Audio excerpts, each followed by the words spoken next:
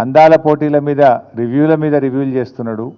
వేలాది మంది పోలీస్ అధికారులను ప్రభుత్వ అధికారులను నియమిస్తూ అందాల పోటీలకు ఇబ్బంది కలగకుండా కుక్కల్ని ఎత్తుక చంపుతున్నారు, లేకపోతే డబ్బలు ఎత్తేస్తున్నారు, స్ట్రీట్ వెండర్స్ దుకాణాలు తీసేస్తున్నారు, చాలా కష్టపడుతున్నారు, పర్వాలేదు.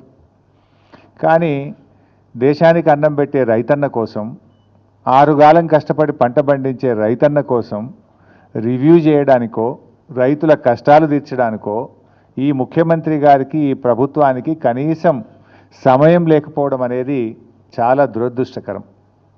అంటే ఈ ప్రభుత్వం రైతుల పట్ల ఏ పాటి చిత్తశుద్ధి ఉందో ఈరోజు మనకు స్పష్టంగా అర్థమవుతూ ఉంది.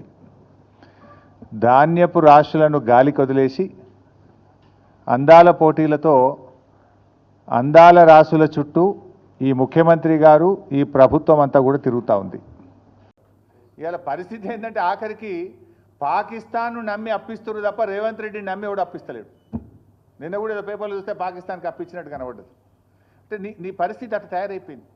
ఏంది అసలు నీకు పాలన చేతగాక, నీ ప్రజెంటేషన్ సరిగా లేక, నువ్వు ప్రతిపక్షం మీద బురద జల్లబోయి నువ్వు తీసుకున్న గోతులే నువ్వే పడ్డావు.